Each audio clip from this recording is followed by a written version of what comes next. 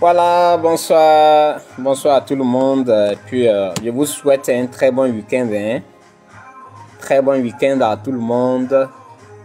Et puis, je m'incline devant la mémoire de tous vos disparus parce que aujourd'hui c'est la Sainte Toussaint. Donc, je m'incline devant la mémoire de tous vos disparus.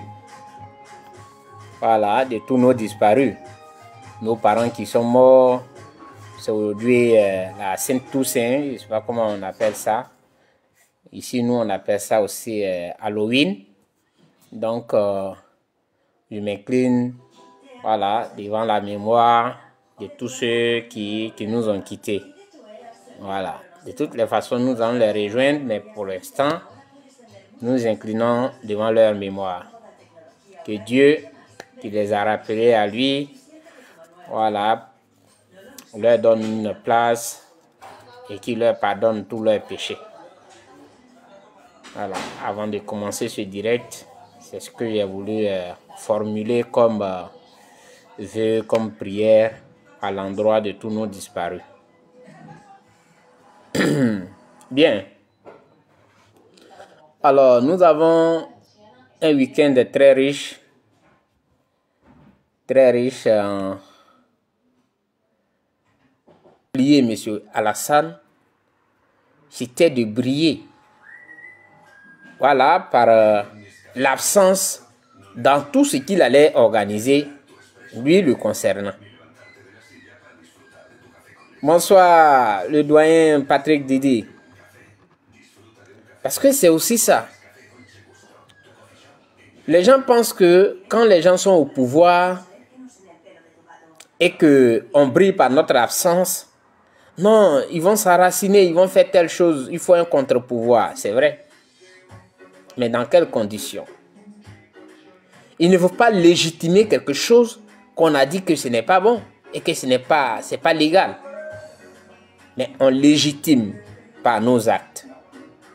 Alors, une fois on a légitimé, on ne peut plus revenir là-dessus. Parce que nous savons que quand quelqu'un fait un mandat, il peut en faire un autre. Parce que normalement, la Constitution parle d'un mandat. Mais il peut être réélu. C'est-à-dire, c'est 2 mandats. Et puis c'est fini. Mais on lui a offert un mandat anticonstitutionnel par nos actes. Bonsoir, camarade Patricia. Et après, approchent les élections de 2025. On pose la question de la CEI, qu'il fallait faire la révision de la liste électorale. Nous étions tous d'accord. Mais, brusquement, tout d'un coup, ceux qui luttaient, ils sont allés.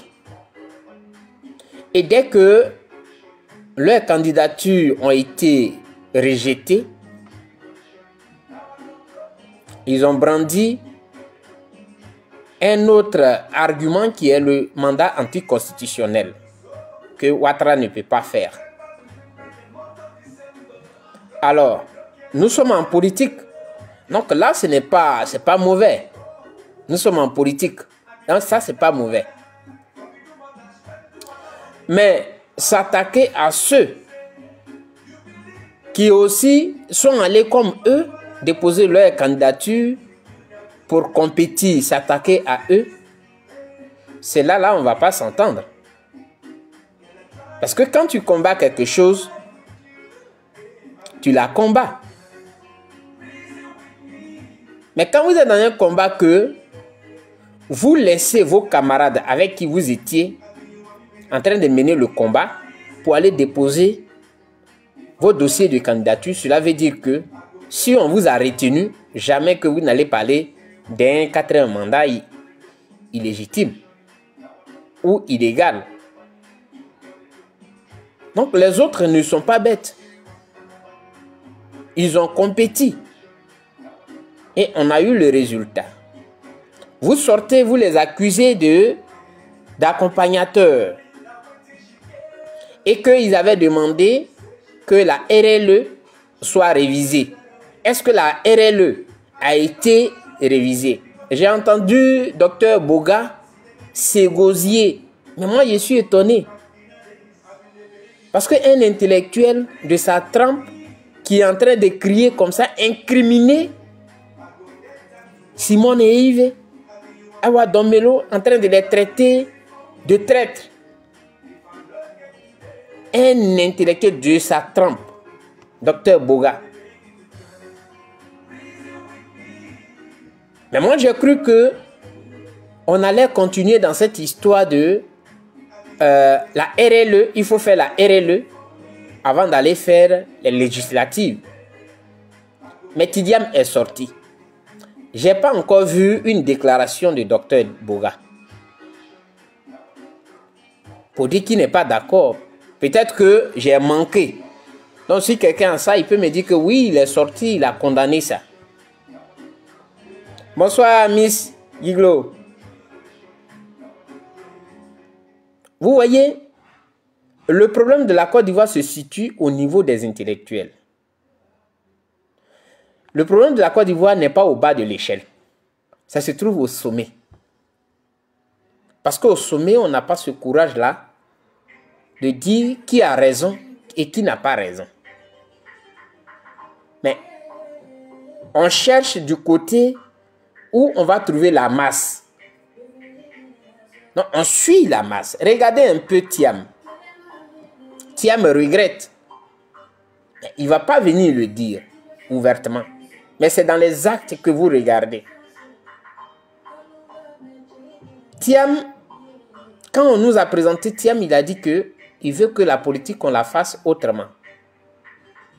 C'est ce qu'il a dit. Il dit qu'il faut qu'on fasse la politique autrement, la politique de la violence, lui, il n'est pas là-dedans. Et il a même donné un proverbe, que lui, il ne sait pas se mettre les serpents dans un pantalon, parce qu'il ne sait pas comment on enlève les serpents dans un pantalon. C'est bien dit. Voilà.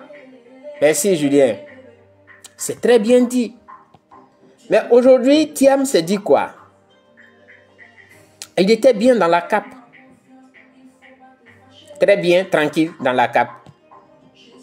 On travaillait sur des questions, sur ces questions-là. De la réinscription de son nom, de la révision de la liste électorale, de l'audit de la liste électorale. Tout ça, on parlait de toutes ces questions. Mais Thiam, selon eux, nous sommes insignifiants. Qu'est-ce qu'on peut leur apporter? Parce que si je le dis, j'ai écouté beaucoup et j'ai lu beaucoup de leurs responsables politiques. Le COJEP est insignifiant, le MGC est insignifiant. Le FPI a été effrité. Donc voilà, il n'y a plus de militants au FPI. Donc il fallait aller là où il y a assez de militants. C'est là que Thiam s'est trompé. Il allait au Front commun, sans même prévenir, sans même dire à ceux avec qui il était. Ce n'était pas pour qu'on puisse lui dire de ne pas aller, mais par respect. Il est allé et il a posé des actes. Alors que eux, ils ont leur fonctionnement. Leur fonctionnement qu'ils ne maîtrisent d'ailleurs pas. Parce que le PDCI de nature n'a jamais mené une lutte. Mais une lutte farouche, comme l'a mené le FPI. Parce que tous ceux qui sont au PPAC, c'est le fruit du FPI. Ils sont de gauche. Ce sont des gens qui luttent, qui aiment. Ça dit que, voilà, il faut tout faire comme ça. Le PDCI n'a pas connu cela. Tout à fait, Patricia. Le PDCI n'a pas connu ça. C'est pourquoi le PDCI se faisait appeler un parti de paix. Nous, c'est la paix. Nous, et on avait catégorisé les autres, c'est-à-dire ceux du FPI. que ceux-là, ils sont violents, comme le RDR. Et que le PDCI était un parti de paix, un parti qui n'aime pas parler. Mais Thiam, ils se mettent là-bas parce que, voilà, il se dit que c'est là-bas qu'il y a la masse. C'est vrai. Et la masse, je vais expliquer pourquoi il y a la masse. Parce que il faut que chacun sache. Aujourd'hui, quand on dit non, c'est un grand parti. Il faut se poser la question, est-ce que ceux qui adhèrent à ce parti, c'est parce qu'ils ont compris l'idéologie? C'est l'idéologie, ils sont allés suivre, ou bien c'est pourquoi ils sont allés là? Mais Thiam, il est allé. Parce qu'il se dit quoi? Il a vu quoi? Il a vu que Gbagbo étant coincé. Il sait très bien, son conseil lui a dit que Gbagbo n'est pas sur la liste électorale. Et puis on est sûr que Alassane ne va jamais mettre Gbagbo sur la liste électorale. Donc si tu te mets du côté de Gbagbo, mener le même combat que Gbagbo, si on coince Gbagbo, Gbagbo va appeler ses militants à te voter. Pourquoi Thiam n'a pas rendu, le PDCI n'a pas rendu démission au niveau de la CAP Côte d'Ivoire? Il jouait sur les deux points. Il est parti de la CAP Côte d'Ivoire, sans partir de la CAP Côte d'Ivoire. Et il est au Front commun, espérant que c'est Gbagbo qu'on va écarter. Gbagbo est déjà, pour lui, c'est déjà, tout le monde voit qu'il ne sera jamais sur la liste électorale. Et que Thiam, pensant ne pas avoir ce problème, et que quand il va se débarrasser de la comment on appelle ça, de la nationalité française, automatiquement, on peut remettre son nom sur la liste. Et comme étant au Front commun, Gbagbo peut appeler ses gars à le soutenir. Voilà le calcul de Thiam. C'est comme ça qu'il est allé au Front commun. Et donc, cette philosophie qu'il ne connaissait pas, cette façon de lutter qu'il ne connaissait pas, il allait tomber dedans, vlan. Et maintenant, parce que c'est comme les transfuges là, hein, vous les voyez, les transfuges politiques, quand tu vas dans un parti politique que tu as combattu, mais il faut prouver à ce parti que, oui, tu n'es pas en train de les tromper. Donc, tu vas venir, c'est toi on envoie, c'est toi qui dis les choses très dures pour montrer que tu es sincère dans ce que tu es en train de faire. On les voit hein, au RADP. On les voit. Ils le font. Donc, Thiam est allé. Il n'est pas resté dans la coquille PDCI. La coquille PDCI qui dit que, bon, voilà notre philosophie de la politique. Nous, c'est la paix et qu'on a des discours modérés. On doit avoir des discours modérés parce que, bon, nous, on n'est pas comme les autres. Mais Thiam a voulu montrer que vraiment, il est avec eux et donc il doit faire comme eux. À Magnana. Et donc, il a porté ça avec les calculs qu'ils ont fait. Et il a fait des déclarations. Il se rend compte que ce n'est pas la ligne de son parti qui est là. Il ne sait pas comment revenir, comment rattraper cela, comment arrondir les angles.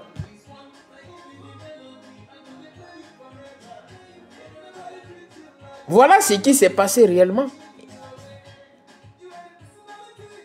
Aujourd'hui, il appelle ses militants à se préparer aux élections législatives. La question, la RLE, est-ce que elle a été faite? La RLE là, est-ce qu'elle a été faite? Vous voyez l'argument qu'ils balancent aujourd'hui? Ils disent, il faut qu'il y ait un contre-pouvoir. C'est bien vrai. Mais le problème n'était pas une question de contre-pouvoir.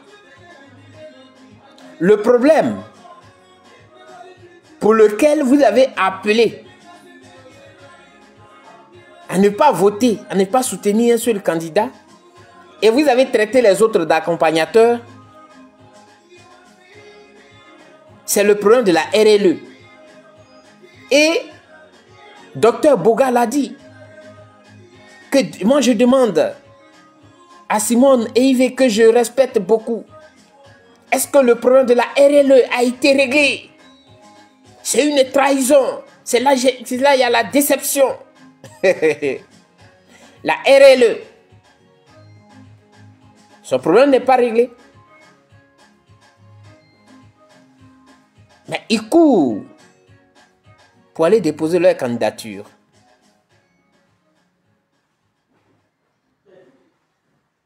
Ils courent pour aller déposer leur candidature. C'est ça, on dit tout ça pour ça. Voici les calculs, les faux calculs de M. Thiam. Vous avez vu, quand ce n'est pas ce que tu as l'habitude de faire et que tu rentres dedans, c'est sur toi, ça tombe, hein? Parce que tu ne connais pas, tu ne maîtrises même pas. Non, ça retombe sur toi, tout retombe sur toi. Sinon, Thiam était modéré. Il était bien modéré. Thiam a dit même que lors d'un meeting qu'il ne veut pas rentrer dans des choses comme ça. Les invectives, on peut faire la politique autrement. Mais quand il s'est retrouvé dans le Front commun, il a voulu montrer qu'il est déterminé réellement. Et que ses camarades du Front commun puissent lui faire confiance, qu'il est déterminé. Mais il ne maîtrisait pas les codes. Oh, il y a des codes qu'il faut maîtriser. Quand tu rentres quelque part, il faut savoir quels sont les codes. Qu'ils viennent nous demander. Nous, on est de la maison. Donc, nous, s'il rentre là, je peux taper dedans. Et puis bon, je sais comment il taper dedans pour ne pas me retrouver. Regardez d'abord Koudou. On lui a posé la question. Est-ce que vous donnez l'ordre? Non, non, non, non, non, non, non, non. Ça, moi, je ne donne pas d'ordre. Mais je les soutiens. Il faut aller casser ce code-là pour comprendre. Thiam n'a pas vu ça comme ça. Il a voulu montrer qu'il est l'enfant guerrier dont on parle. Il dit 7 jours, on va libérer notre pays. 7 jours, on va libérer le pays. Il n'a pas, ça dit que il n'a pas mesuré les conséquences de ce propos-là. Il n'a pas mesuré les conséquences de ce propos. Parce que on doit libérer le pays en 7 jours. Dans les mains de qui? Le pays est occupé par qui? Il n'a pas vu tout ça. Après, il fait une sortie pour dire que lui, c'est comme ça souvent. Il fait des choses. Effectivement, Max, il fait des choses et après, il voit qu'il a fait des erreurs. Non, non, non, non, non. Thiam, je sais que tu n'es pas comme ça. Faut pas me mentir. Faut pas mentir aux Ivoiriens que c'est comme ça que tu es. Tu as voulu montrer, mais tu ne connais pas les codes. Les gens du PPAC que tu as trouvé là, eux, ils maîtrisent les codes. Et nous, comme on était avec eux, on maîtrise les codes. Non, on ne peut pas, nous là, eux, ils ne peuvent pas nous mettre en erreur. Jamais. C'est pourquoi eux et nous, on ne s'entend pas. Qu'est-ce que vous ne comprenez pas? Oh. Vous croyez que c'est pourquoi, c'est pour eux on est chien et chat? Oh. Les codes qu'ils ont là, nous, on maîtrise ça. Donc, nous, on ne peut pas nous mettre dans les erreurs. Oh. Erreur, ça là, on ne tombe pas dedans. Et toi, tu es tombé dedans, vlam. C'est-à-dire, tu me rappelles, je ne sais pas si tu as un livre de CP2 où la sorcière est tombée dans... où ils ont mis la natte et puis elle est tombée dans... Excusez-moi d'être un peu... Mais c'est ça. Il ne connaît pas les codes. Et il est tombé dedans, l'enfant guerrier. Et il est tombé dedans. Il a voulu montrer, c'est vrai, les calculs politiciens, mais souvent, il faut savoir où tu mets ton pied. Et même quand tu vas, il ne faut pas vouloir montrer que c'est toi qui es devant. Voilà, il faut être derrière. Il faut être derrière, il faut bien regarder pour ne pas tomber dans le piège. Aujourd'hui, là, on associe ton nom à ce qui se passe. Non, ton nom ne peut pas être à l'écart. Non, non, non, ton nom est dedans. Quand tu vois que eux et nous, le courant, ça dit que la tension, elle est tendue. C'est parce que nous, on sait décoder les choses. Eux aussi, ils savent. Pépé assis et nous, là, on se connaît. Parce que, tiens, on est dans la grande cour. Dans la même grande cour. Mais chacun occupe sa chambre. C'est quand on sort de la chambre, c'est-à-dire, la chambre est là, chacun est dans sa chambre. Et puis on se regarde. Ils ne peuvent pas nous mettre en erreur. Ils le savent. Quand ils disent que Charles Blé Goudé ne disent pas ça, il ne fait pas ça. Tu crois que c'est pour rien ils le disent? Non, c'est pas pour rien. Ce n'est pas pour rien. Là, on cherche un mouton de sacrifice. Tiens. Et toi, tu as été le bœuf de sacrifice. Là, vous, on cherchait un mouton de sacrifice. Tu es venu t'offrir comme un bœuf de sacrifice. Pardonnez-moi, mais ceux qui disent qu'ils font la politique, là, ils n'ont pas compris le code. Mais nous, on comprend le code. Eux, ils cherchaient un mouton de sacrifice.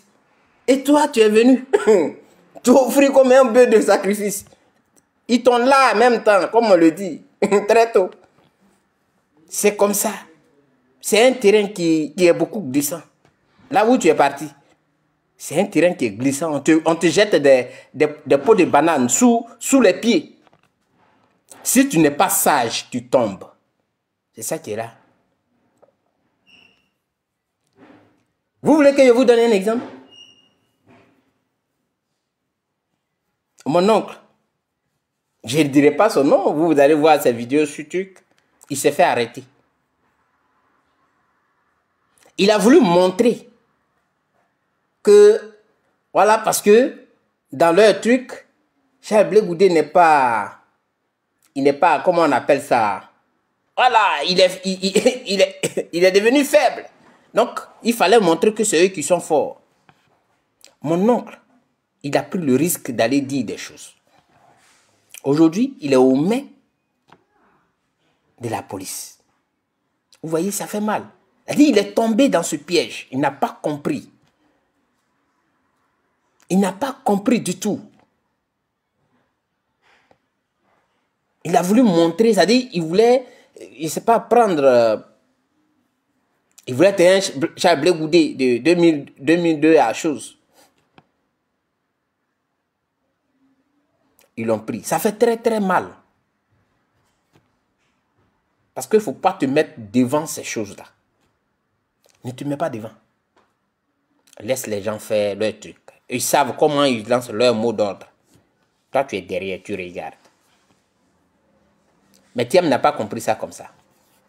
Alors, aujourd'hui, il court pour aller aux élections législatives. Et on nous parle de réalisme politique. Mais c'est de ce même réalisme politique qu'on parlait là. Il y a combien de façons de réalisme politique? C'est vrai, soyons sérieux. La politique, on ne la définit pas comme la violence. La politique, qui fait la politique? C'est l'homme, l'être humain. Donc c'est comme un jeu d'échecs. Comment tu fais pour que ton adversaire puisse tomber dans les erreurs? Et tout se passe ici. Ce n'est pas une question de quand je vais avoir des propos durs. Non, ce n'est pas ça. Mais c'est une question d'intelligence et de sagesse. Vous voyez, je disais ce soir à un frère que derrière les canons, les armes que vous voyez, Ce ne sont pas des robots qui sont là. Dans une guerre, quand deux camps s'affrontent, ce sont des hommes qui ont des armes. Ce n'est pas robots. Mais ce sont des hommes qui ont des armes, qui vont combattre. Mais quand on dit que tu as gagné, c'est que tu as étudié l'ennemi et que tu as contourné le piège que l'ennemi t'a posé. Et tu l'as pris à défaut. Et tu gagnes. Sinon, tu peux avoir les armes sophistiquées. Tu peux être bien armé. Mais si tu penses que comme tu es bien armé, il faut foncer dans le tas, tu perds la guerre. Est-ce que vous comprenez ça? Tu perds la guerre. Non, j'ai des avions de combat, j'ai telle chose, je peux tirer à des milliers de kilomètres, je peux tout finir. Pendant que toi, tu es bien armé là. Ton ennemi qui n'est pas armé, il peut te désarmer. Toutes ces armes-là, il peut les récupérer. Parce qu'il va faire jouer son intelligence pour contourner ce que toi, tu es en train de faire. Parce que toi, tu te dis que tu as des armes, donc tu peux foncer dans le tas, en train de frapper. Mais pendant que toi, tu es en train de faire ça, là, vous savez qui a créé les histoires des tranchées? Quand on vous parle de la guerre de Dien Bien Phu, tout ça là de Vietnam, comment ils ont pu combattre les Français alors qu'ils n'étaient pas armés. Mais ils ont utilisé leur intelligence. C'est l'intelligence de l'homme. Là où l'homme est, il doit être intelligent, sage. J'ai fait quelque chose une fois. Ça n'a pas marché. 2 fois, ça n'a pas marché. 3 fois, ça n'a pas marché. Il doit changer de stratégie. Voilà, c'est pourquoi on nous appelle des êtres humains. Mais tu ne fonces pas dans le danger. Pour démontrer quoi? Qu'est-ce que tu es un suicidaire ou bien tu es quoi? Si tu es un suicidaire, oui, on peut te comprendre. Mais quand tu es un être humain, c'est pour toujours questionner le problème qui est là. Tu questionnes le problème et tu te poses la question de savoir, mais ce problème, je l'ai eu plusieurs fois. Quelle est la méthode la plus adaptée que je dois utiliser pour sortir, pour ne pas que j'ai les mêmes problèmes ou que les mêmes conséquences. C'est pourquoi on nous appelle des hommes, des êtres humains. Un être humain ne parle pas avec les muscles. C'est vrai, on peut dire que le cerveau, oui, mais ici, on ne parle pas avec les muscles. Non, j'ai cœur. Non, ce n'est pas avec le cœur, c'est ici. C'est ici que ça se passe. Mais on a parlé du réalisme politique au COGEP, avant même de parler de la CAPSI. Le réalisme politique au COGEP nous a mené à comprendre désormais que ce dont vous parlez, ce que vous proposez, on a beaucoup fait ça et on n'a rien obtenu comme résultat. Alors, il faut essayer autre chose. Ce qui peut nous aider à obtenir un autre résultat différent de celui qu'on a toujours eu. Vous nous avez dit que nous sommes des traîtres. Nous sommes des comploteurs. Nous sommes des je ne sais pas quoi. Mais nous restons sur cette position. Cette position, nous n'allons pas la changer. Quel que soit ce que vous allez dire de nous. Nous n'allons pas la changer. Et ça, vous devez comprendre ça. Donc voilà un peu. Vous parlez de réalisme politique. Mais c'est ça, c'est de ce réalisme politique qu'on parlait. Que non, on a étudié ça, on a vu ça depuis telle année, telle année, telle année. Donc il faut utiliser d'autres moyens. Ça, c'est notre position à nous, au COGEP. Et elle reste inchangée. Mais quand j'ai vu Serge Kassi pondre un test dans lequel il a dévoilé, parce que c'est justement de ça que je veux parler. Serge Kassi n'a pas écrit pour donner les raisons pour lesquelles ils vont aux législatives. Mais en réalité, la CAPSI, c'est-à-dire le COJEP, le MGC, pour Serge Kassi, c'est nous qui sommes leur adversaire. Il a dit dans son test. Hein. Il a dit dans son test. C'est pourquoi j'ai posé la question, j'ai republié. Et puis j'ai demandé pour voir, est-ce qu'on a la même compréhension des tests? Parce que souvent, c'est là que je vois que des gens lisent. Mais ils lisent seulement ce qu'ils voient. Mais ils ne vont pas, ils ne questionnent pas le test. Pour comprendre quel est le message qui est caché derrière. Quel est le non-dit du test. Non. Ici, dans son test, c'est Kassi dit que nous sommes ses adversaires. Voilà, les adversaires du PPACI et du Front commun. C'est quand il écrit, par exemple. Je vais vous faire sortir, parce que moi, j'ai toujours dit que ce que vous mettez là, quand vous voyez un test, ne vous limitez pas aux mots que les gens déposent. Et son test dit quoi? La tribune de l'artiste, le PPACI et le PDCI, ils n'en veulent pas aux législatives. Depuis 72 heures, j'ai remarqué une campagne minutieusement organisée sur la toile afin de ne pas voir les deux plus grands partis de l'opposition significative aux élections. Et ça, je vais répondre à ça. Aux élections législatives, derrière cette campagne, les militants de ceux qui sont allés à ces élections présidentielles de 2025, tous en chœur, scandant les mêmes refrains. Pourquoi cette campagne? Où l'on les voit dire que l'opposition significative a critiqué le 4e mandat, le fichier électoral, la CEI, le Conseil constitutionnel, etc.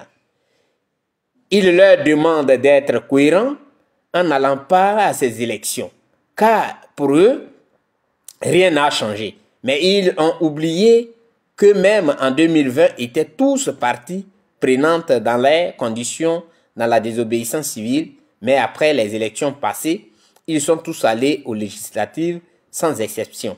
Et cette année 2025, voici les mêmes qui mènent campagne pour espérer ne pas voir les deux géants, le PPACI et le PDCI, à ces élections. Car en vrai, cela leur permettra d'avoir enfin des députés à l'Assemblée nationale. La vraie raison est là, c'est peine perdue. Car pour moi, ces deux grands partis, PPACI et PDCI, seront bel et bien présents à ces élections pour le contre-pouvoir dans l'hémicycle. Aux grandes dames des accompagnateurs qui doivent se préparer à les affronter dans les urnes. N'est-ce pas eux qui ont tous été parrainés et les autres non? Ben, la vérité va se savoir à ces législatives. Juste la voix de l'artiste. Vous voyez, j'ai mis ce test pour voir un peu qu'est-ce que les Ivoiriens qui vont le lire retiennent. Mais en réalité, leur combat qu'ils avaient mis, ils ont mis cette histoire de 4e mandat qu'ils combattent en avant comme une couverture. C'était pas ça leur problème. Leur problème, c'est Simone et Yves Gbagbo. Si Simone n'était pas dans cette liste-là, sur cette liste, dans cette course qui a eu lieu,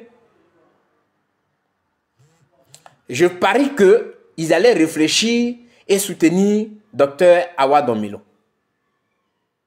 Mais pour ne pas que ça paraisse un peu flagrant, ils ont préféré, du coup, ne pas soutenir les deux.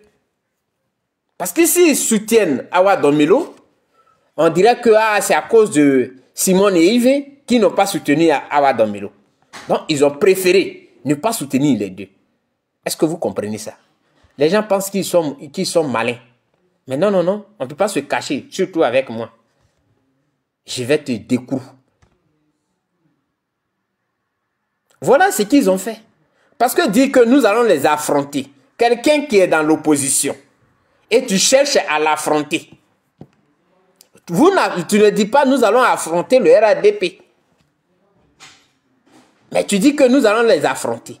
Donc, du coup, qu'est-ce que tu es en train de dire? C'est eux qui sont au pouvoir. C'est eux que tu veux affronter. Mais non, c'est Kassi.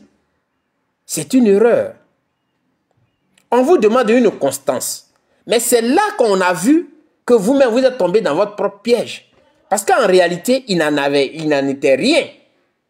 Parce que votre patron, il a tout dévoilé lors de cette interview qu'il a eue avec Alain Foucault. Il a tout dévoilé. C'est ceux qui n'ont pas l'esprit critique qui ne vont pas comprendre. Mais il a été clair. Lui, il était dans cette dimension, dans cette posture de faire un match et retour. La question. Le match et retour, on ne peut pas le faire avec quelqu'un qui n'a pas, c'est-à-dire que, qui n'a pas, comment on appelle, le droit de faire un 4e mandat. Ça saute à l'œil. Mais quand on demande un match et retour, sachant très bien qu'il n'a pas le droit de faire un 4e mandat, ça veut dire en réalité, si le champion avait été retenu, on ne parlerait même pas de 4e mandat. C'était la mobilisation pour aller soutenir leur champion. Donc le combat qui a été mené et où on a mis cette histoire de on ne veut pas de 4e mandat, c'était juste une couverture. Sinon en réalité la personne qui est combattue, c'est Simone Yves. Et il a dit dans son test, on va les affronter. Il a dit dans son test.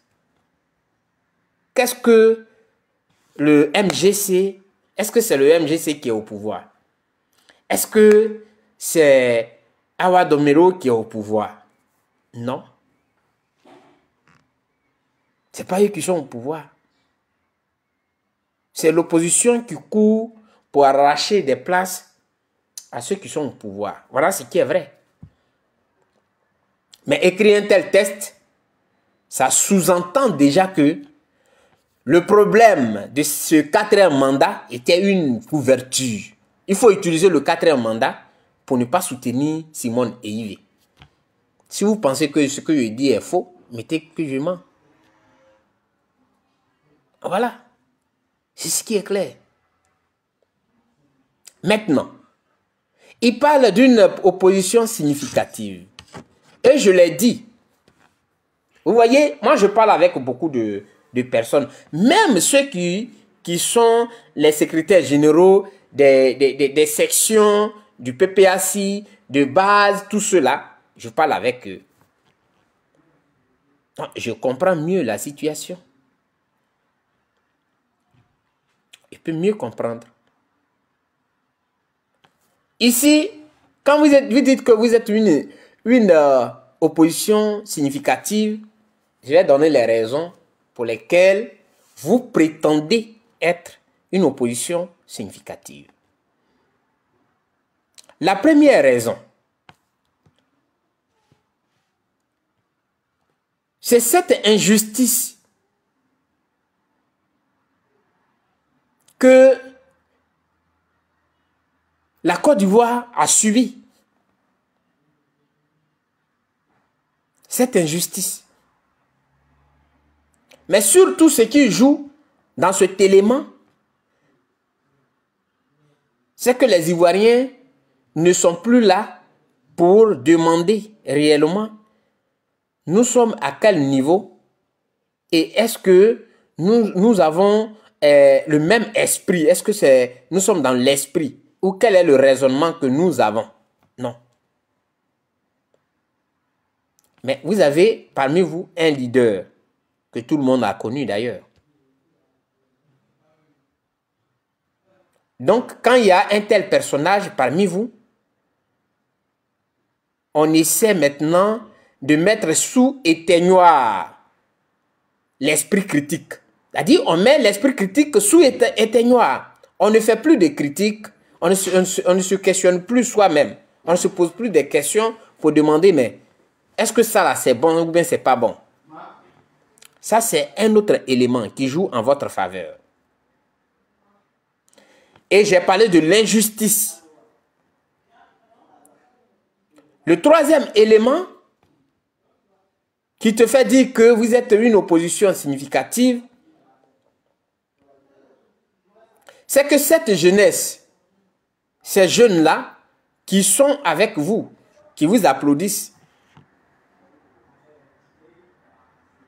ils ont moins de 18 ans, ils ont moins de 18 ans jusqu'à 18 ans, tout ça. Donc, il y a l'âge qui joue là. Et quand on a cet âge, on veut des actions. C'est-à-dire que le sang, il court dans les veines. On ne s'interroge pas sur des actes qu'on pose. À cet âge, on se dit que tout ce qu'on fait ou bien tout ce qu'on dit là, c'est normal. Donc, quand vous les appelez, eux, ils ne cherchent pas à savoir ce que tu dis là, c'est faux, c'est pas faux. Ils vont faire une analyse. Sinon, ce n'est pas parce que vous êtes dans la raison. Non. La preuve. Aujourd'hui, beaucoup de ces jeunes se sont fait arrêter et quand on leur demande, ils ne savent pas pourquoi. Ils ne le savent pas. C'est ce qui est, c'est-à-dire c'est ce qui court en votre faveur. Mais il ne s'agit pas d'une opposition significative. Vous êtes une opposition significative, mais il faut éduquer ces jeunes-là. Il ne faut pas attirer des choses sur des jeunes. Le jeune qui t'écoute, il veut apprendre de toi en tant qu'un leader. Mais quand tu l'abrutis, alors que lui, il a 16 ans, 15 ans, l'âge de la folie. Il a 18 ans. L'âge de la folie, là où on n'arrive même pas à le maîtriser à la maison. Et lui, il croit en toi. Il dit que toi, tu es son leader. Et tu es incapable de le mettre sur la bonne voie. Je disais ce soir à un frère, parce qu'il m'a posé la question de savoir si le président Laurent Gbagbo, ou bien il y a eu un communiqué dans lequel le PPAC avait donné l'ordre d'aller casser les choses. Et je lui ai dit que là, tu es en train de parler des faits immédiats. Mais va dans les causes lointaines et tu sauras que le président Laurent Gbagbo avait déjà préparé l'esprit de ces jeunes. Je le lui ai dit. Parce que lui, il est secrétaire de section PPAC. J'ai dit comment il a fait. Le président Laurent Gbagbo, c'est un grand politicien. Et ça, personne ne peut le discuter. Mais quand tu dis à des jeunes, préparez-vous à la bagarre. Après, quelques mois après, on donne un mot d'ordre, on dit, sortez pour aller réclamer votre droit. Ce que tu as dit aux jeunes là, toi tu sais ce que tu leur dis. Mais lui, il ne comprend pas ce que toi tu es en train de lui dire. Pour lui, bagarre là, ce qui est sorti, préparez-vous à la bagarre.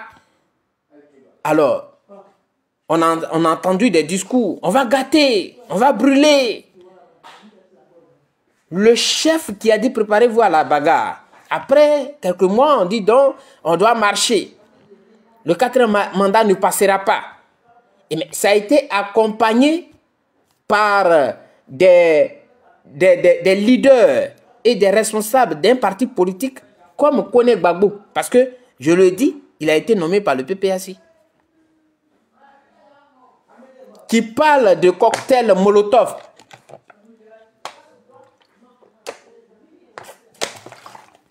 C'est comme moi, je suis responsable au niveau du COJEP. Et mon président finit de parler et je donne des ordres. Mais c'est mon parti. C'est mon parti. Il y a pas plusieurs manières de voir. Donc ces jeunes-là, eux, ils sont dans l'âge où on ne peut pas les maîtriser, à la maison même. Parce que à 16 ans, 17 ans, 18 ans, c'est la rébellion. On appelle ça l'âge de la rébellion. Ça s'appelle l'âge de la rébellion. Donc, il faut faire attention quand tu parles. Et surtout quand tu es un leader, même à la maison. Parce qu'à un moment donné, il se rébelle. Tout ce que tu lui dis l'énerve. Il se dit que, bon, lui, il va être libre. Donc, tout ce que tu vas lui dire, là, il s'énerve, il se gonfle. Non, tu dois trouver des mots pour ne pas qu'il se rébelle. Donc, quand tu es un leader et que tu lances un appel, ou bien tu dois dire quelque chose en public, ça doit être filtré. Tu dois savoir ce que tu es en train de dire. Parce que tous ces jeunes qui t'écoutent là, eux, ils ne peuvent pas comprendre. Souvent, j'attends. Non, Gbagbo, c'est ce qu'il dit. Toi, tu es dans la tête de Gbagbo. Tu n'es pas dans la tête de Gbagbo. Donc, ils ne peuvent pas comprendre ce que toi, tu es en train de dire là. Eux, ils ne peuvent pas saisir ça. Peut-être que préparez-vous à la bagarre. C'est dans un sens figuré. Et ils ne vont pas comprendre ça comme ça. Eux, ils voient la bagarre physique. Alors, c'est à partir de là qu'il y a des conséquences. Mais c'est en haut, on regarde. Non, tu vois, Serge Kassi, on se connaît. Quand il dit on se connaît, c'est pas qu'on se connaît comme frère, hein? Non. Mais dans cette lutte-là, qu'on a engagée depuis longtemps, oui, on sait les codes. Votre problème n'était pas le 4e mandat. Votre problème, c'est que Simone Eivé est dans la course. Si elle n'était pas dans la course, je suis sûr que vous alliez comment on appelle, soutenir Awa Domelo. Vous allez le soutenir. Mais c'était trop flagrant de soutenir Awa Domelo. De suite, on allait dire, mais voilà pourquoi ils n'ont pas soutenu une chose. C'est pourquoi vous ne l'avez pas fait. Et nous, on n'est pas dupes. Ton test le dit clairement. Comment tu veux combattre quelqu'un? Effectivement, le taux d'analphabétisme est élevé. Comment tu veux combattre quelqu'un qui est dans l'opposition? Dans ton test, ça dit que ce que vous dites quand vous vous rencontrez là, ton subconscient t'a poussé à le dire. C'est-à-dire, toi, tu veux combattre des gens qui sont dans l'opposition. On va les affronter. Qui est-ce que tu affrontes? Mais c'est le pouvoir que tu devais affronter, pas nous. Parce que vous nous avez dit que nous sommes des accompagnateurs et que la RLE n'a pas été faite. Pourquoi on allait aux élections? Cette même RLE là, la liste électorale qui n'a pas été auditée là, c'est ça. Vous allez prendre pour aller aux législatives. C'est la question qu'on vous pose. Parce qu'on ne veut pas que les Ivoiriens, on manipule les Ivoiriens. Et ceux qui disent la vérité, on va les prendre pour des gens qui sont des faux. Non, Dieu vous a dévoilé. Non. Il faut que les Ivoiriens apprennent à être honnêtes dans ce qu'ils font. Un minimum d'honnêteté, c'est bien. Ça rend service. Mais si on pense que la politique, c'est l'art de la roubladise, ce n'est pas une bonne chose. Et que constamment, on doit dire des choses et faire le contraire. Ce n'est pas normal.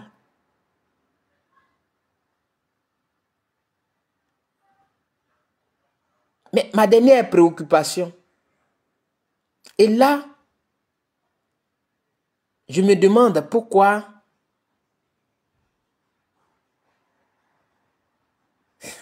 David. Je me demande pourquoi on combat quelque chose qui n'est pas bon, qui n'est pas bonne. On dit que ça, ce n'est pas bon. Et on a combattu ça hier. Et on se trouve dans une situation, on se retrouve dans une situation. Et des gens ont le courage de dire que hier, là, quand nous on était au pouvoir, ils ont utilisé la violence. Donc ce que vous dites là, nous on n'est pas d'accord avec ça. Mais c'est cette violence-là qu'on a combattue. On a même dit qu'on n'est pas d'accord avec la violence. Et pourquoi voulez-vous que nous, aussi comme eux, ils ont utilisé la violence, on vient utiliser la même violence? Donc on va être dans un cycle infernal de violence. Parce que si lui, il a utilisé la violence pour m'enlever là, et que moi, je dois utiliser la violence aussi pour répondre, il va partir. Mais c'est que je vais partir par la violence. Est-ce qu'on a pensé à ça? Non, je dis non. Non, hier, eux, ils ont fait ça. Donc nous, on doit faire ça. Et s'ils savaient ça, mais ce n'est pas bon. Et je le dis toujours aux gens du RADP. Parce que quand ils viennent, non, à notre temps là. Mais c'est à votre temps, c'est ça là, vous avez combattu, vous avez pris des armes pour ça. Donc quand ce n'est pas bon, vous avez lutté, faites autre chose. Vous ne venez pas pour faire le pire. Vous faites autre chose pour que ceux qui n'avaient pas compris là, ils puissent copier sur vous. Voici, nous, notre philosophie au COGEP. Donc celui qui vient dire autre chose, ça n'engage que lui. Et on dit que personne ne doit nous complexer avec ça. Non. Parce qu'on veut préserver des vies. On veut qu'en Côte d'Ivoire, on fasse la politique autrement. Ce n'est pas un slogan. De la manière on dit que asseyons-nous et discutons, et puis aujourd'hui, on est incapable de s'asseoir.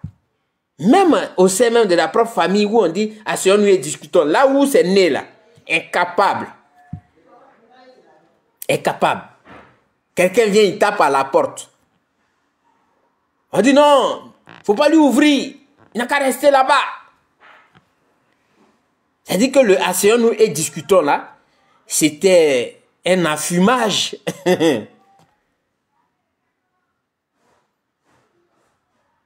Oui, il ne sait pas ce que Chablé Goudé lui a fait, Serge Kassi, il ne sait pas. C'est-à-dire que dans la galaxie patriotique là, il lui en voulait tellement et qu'aujourd'hui l'occasion s'est présentée. Donc, il va à fond, hein.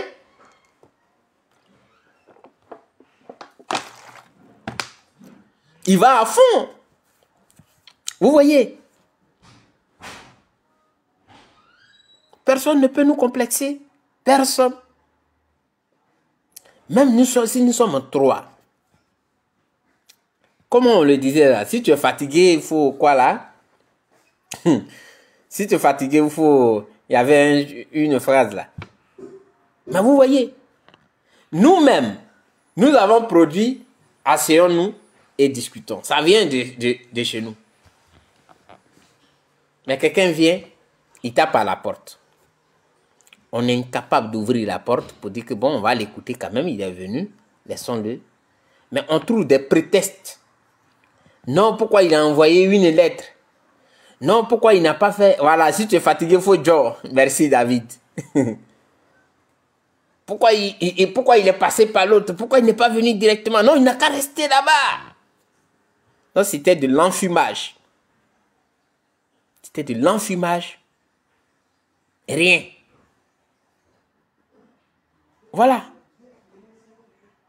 Donc, pour conclure, c'est ce que j'ai dit. Thiam, qui a fait des calculs pour dire que je dois avoir un pied à la CAPSI et un autre pied et la tête au Front commun, il ne savait pas les codes. Non, il y a des codes. Viens nous demander d'abord, Thiam. Il y a des codes que tu n'as pas pu décoder. Aujourd'hui, c'est ton nom qui est trimballé partout.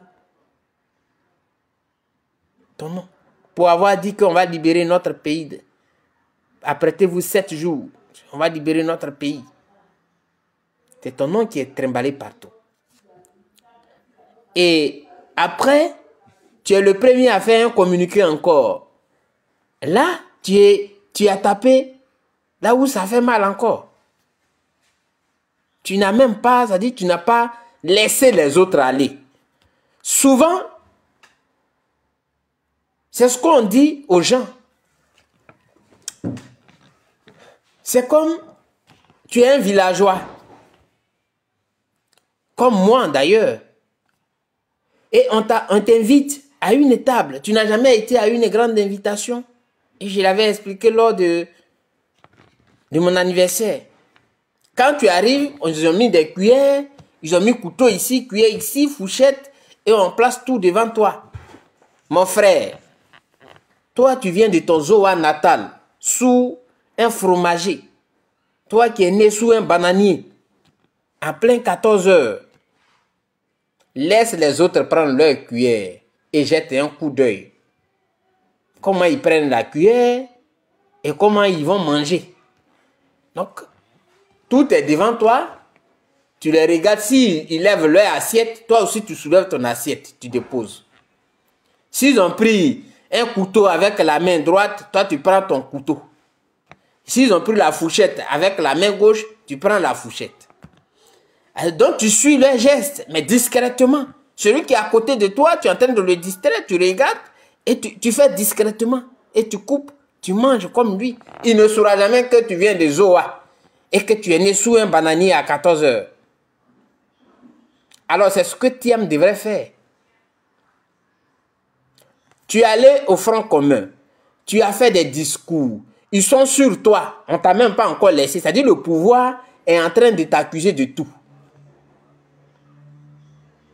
Laisse les autres avec qui tu as fait le Front commun là.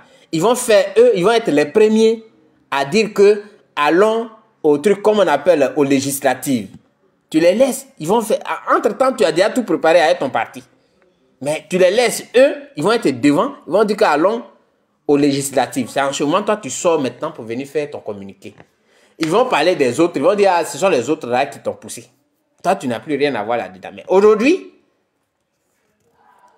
tes amis d'aujourd'hui là, déjà, ils ont commencé à dire que tu es sénégalais.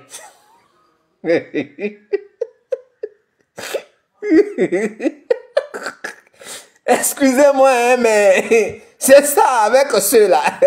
Thiam. Déjà, ils ont trouvé ton village au Sénégal. Avant même que ça dit, tu devais tenir compte de comment ils t'ont traité d'abord avant que tu n'arrives là-bas. C'est ça. Effectivement, Maka. Les gens disent qu'ils sont des grands politiciens. Nous, on ne vaut rien, mais notre petite tête là, nous, on regarde. Avant que tu n'arrives au Front commun, tu as fait, ça dit que l'erreur de dire que il y a eu un sondage. Quand tu as dit il y a eu un sondage que toi, tu étais devant le Dieu.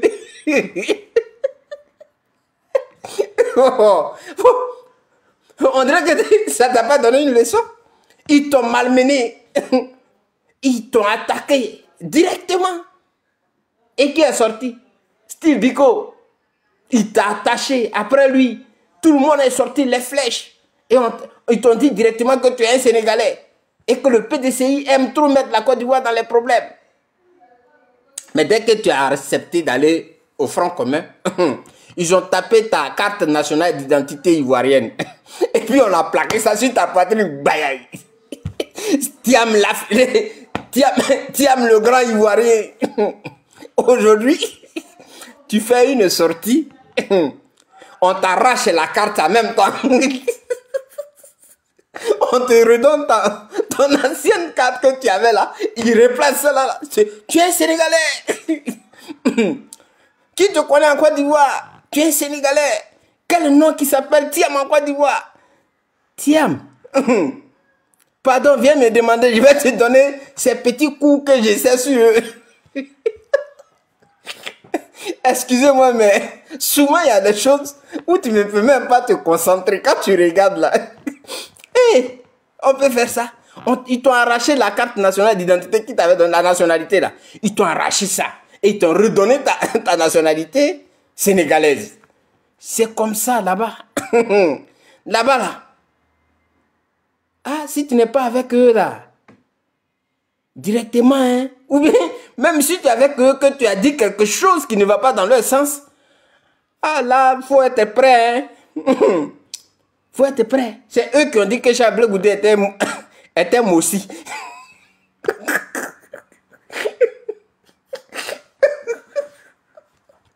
Eh Seigneur.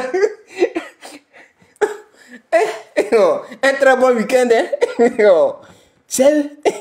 Ils ont donné une nationalité à Charles Blé Goudé. On dit c'est Mossi. C'est pourquoi il a accepté Priska. Priska là, c'est sa cousine ou bien sa nièce. Un truc comme ça. Donc quand tu vas là-bas là. Oui, Zamblelou, comment tu vas? Quand tu vas là-bas, mon frère, il faut regarder. Laisse-les eux, ils vont poser leur premier pas d'abord. Et toi, tu sors derrière eux. C'est-à-dire tu les suis. C'est eux qui sont devant, toi tu es derrière. Ça, tu n'as pas appris ça?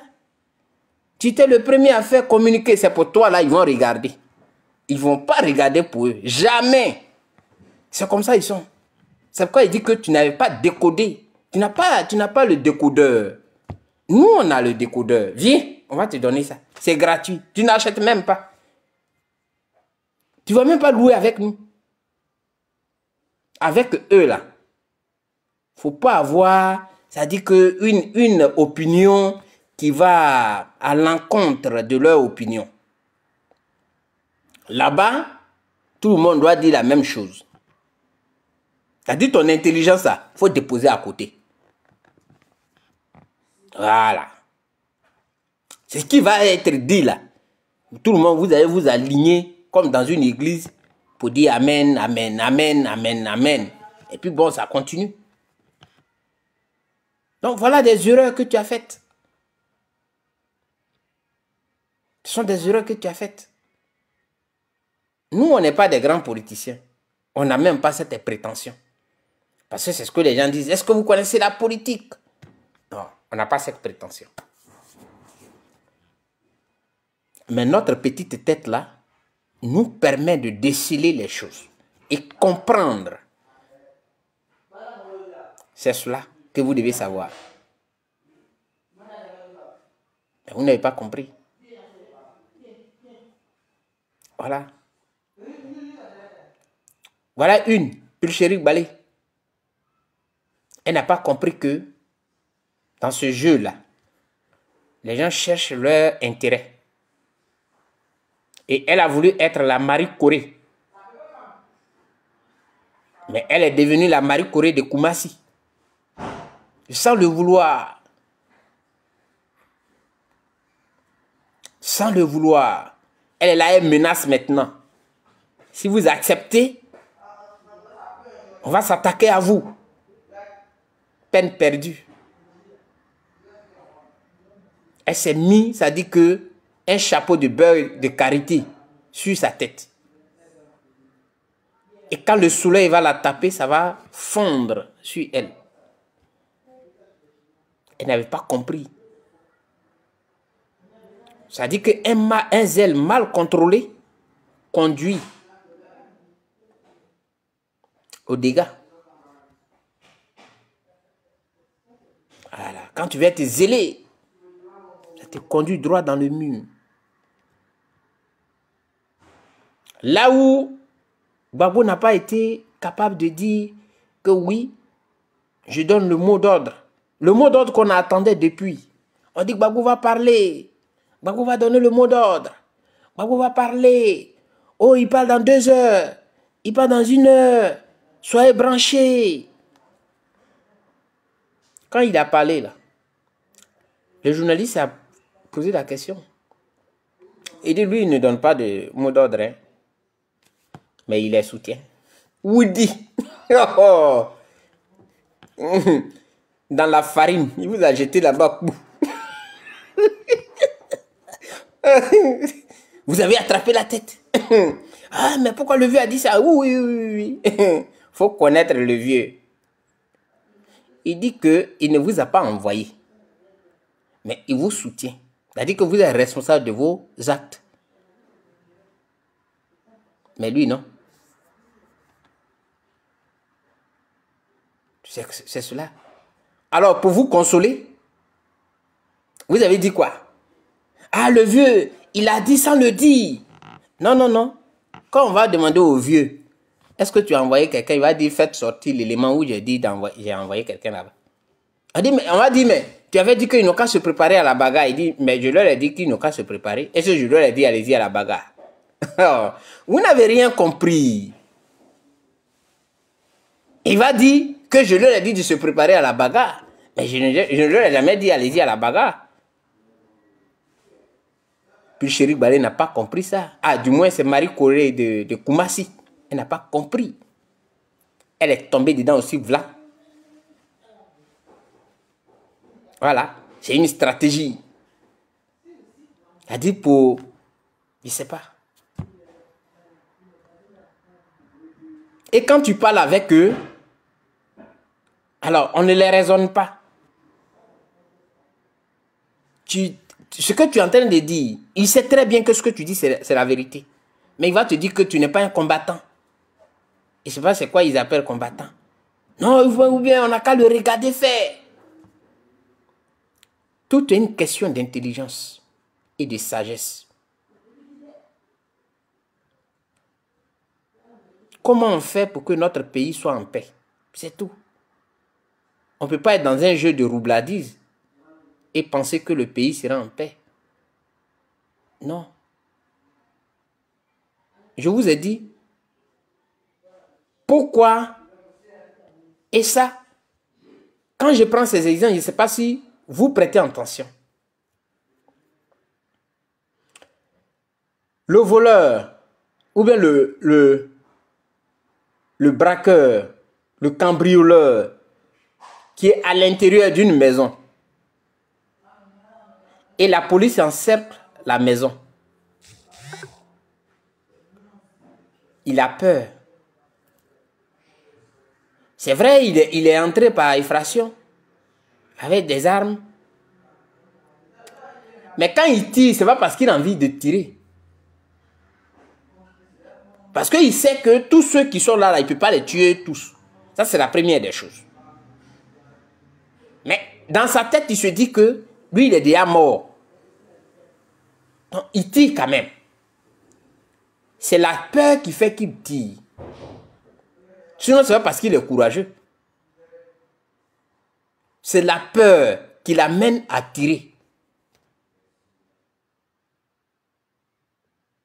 Ce n'est pas son courage qui l'amène à tirer. C'est la peur. C'est quoi? Avec le mégaphone, la police lui dit, dépose les armes et sort les mains en l'air, on ne te fera rien. Mais lui, il a toujours peur. Et donc, la police aussi est sur sa garde. Cette scène-là, prenez-la sur le côté politique.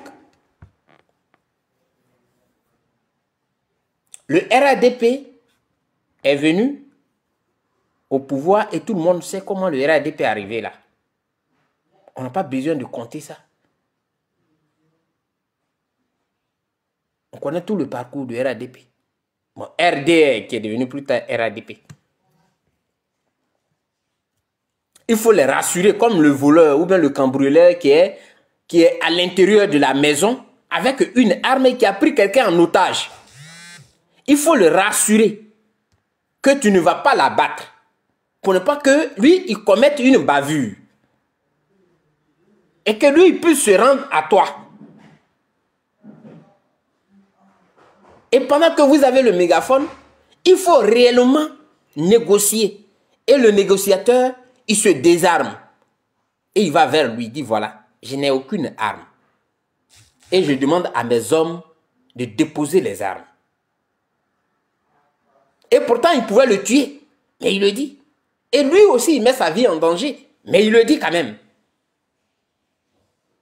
Quand le cambrioleur, le voleur, ou je ne sais qui a pris l'homme en otage, verra que effectivement il n'a pas d'arme et qu'il a calmé ses gars, en ce moment-là, il jette son arme par terre et il soulève les mains, il fait marche arrière, on l'arrête. Est-ce que vous comprenez? La vie, là, elle s'explique par les petites choses. Donc, le RADP qui est venu comme ça au pouvoir, qu'on considère comme celui qui a pris quelqu'un avec une arme, ce RADP là, il faut le mettre en confiance que non. Si nous on vient au pouvoir, ce n'est pas pour te persécuter. Parce que c'est de ça, eux, ils ont peur. C'est pourquoi ils gouvernent dans la terreur.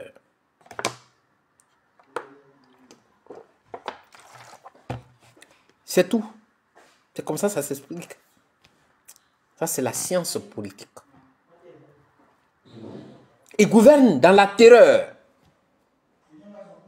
Mais il faut le rassurer. Toi, le policier, qui est au dehors, qui veut le faire sortir, qui veut négocier avec lui, il faut le rassurer. Non, ici, le policier, c'est qui? C'est l'opposition. Parce qu'eux, ils ont peur. Quand le président Laurent Gbagbo est rentré, et qu'il allait voir M. Alassane Ouattara, ils ont pris avec feu Henri Konan Bédié. Mais ça a permis, ils ont libéré des prisonniers. Ce sont des faits que nous voyons, c'est factuel. Ce que je dis là, c'est factuel. Ce n'est pas une imagination, c'est factuel. Si le président Laurent Gbagbo avait durci le ton quand il est rentré, et que le président feu Henri Konan Bédié avait durci le ton, on n'aurait jamais eu de personnes qu'on allait libérer. Mais c'était un pas positif vers la réconciliation, vers la mise en confiance. C'est-à-dire que les deux parties étaient là, ils ont compris, ils sont en train de petit à petit. Les choses ne se font pas tout d'un coup, mais c'est petit à petit. Et ils libèrent tout le monde. Et les deux vieux là, comme l'autre est parti, ils mettent tous les Ivoiriens en confiance. Parce qu'ils vont s'enfermer quelque part, ils vont discuter comment il faut trouver les modalités. C'est vrai, je viens de la prison, et comment on fait pour les jeunes qui m'ont aidé à être au pouvoir, comment je fais parce que si je les trahis, je risque de faire telle chose, comment on fait? Entre eux là, ils vont se parler. C'est une question d'intelligence, la politique. Ce n'est pas une question de muscles. Est-ce que vous devez savoir? C'est pourquoi je vous prends ces exemples-là. Comme ça, vous allez voir, vous allez comprendre ce que nous, on dit. Nous ne sommes pas des traîtres, comme vous le dites. Mais c'est cette voie-là que nous souhaitons que les grands leaders-là suivent. Il faut que l'autre camp soit en confiance et de l'autre côté, il y a une confiance qu'on crée au niveau des leaders-là, on crée une confiance. Une fois la confiance est créée, ça dit que les conditions sont données pour aller en paix à des élections et c'est tranquille. Si vous voyez vos leaders, Alassane Ouattara et Gbagbo Laurent, en train de manger popcorn sous un bois là-bas, qu'est-ce qui va vous pousser à aller vous battre? Qu'est-ce qui va vous pousser à aller vous découper? Parce que vos leaders sont en train de manger popcorn. Ils sont en train de boire. Oui, on sait. On va me dire que non, Alassane Ouattara, c'est un musulman, il ne boit pas. Bon, on verra ça. Mais ils sont en train de boire quelque chose. Est-ce que vous allez vous battre? Vous voyez les deux vieux qui sont assis là-bas. Vous allez vous battre? Jamais. Vous n'allez pas vous battre. Parce que les deux vieux là, ils sont assis. C'est à eux de vous dire que, et les enfants, faites ça, faites ça, faites ça. Et la peur qui était dans les cœurs des uns et des autres, cette peur peur-là va être dissipée. Les questions de rendre justice à tel ou tel ou tel, ils allaient trouver le mécanisme pour vraiment que ça soit un pardon national. Qu'est-ce que vous n'avez pas compris? Et c'est vous qui vous prenez pour des grands politiciens. C'est vous qui connaissez la politique, des stratèges, des grands stratèges. Vous n'avez rien compris. Chers Ivoiriens, j'ai fait ce direct. Et je voudrais dire merci à tous ceux qui sont connectés et vous souhaiter de passer un très bon week-end. Ciao, ciao.